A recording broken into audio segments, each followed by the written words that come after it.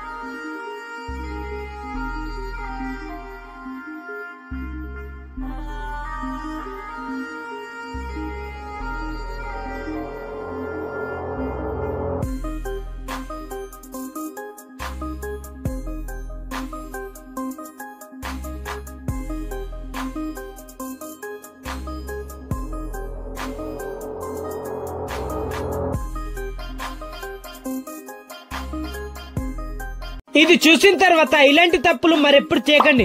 Number 1, plastic జాలిని ఇలా వాడకండి. వేడిగా ఉన్న కాఫీతో ప్లాస్టిక్ కూడా మన బాడీలోకి వెళ్తుంది.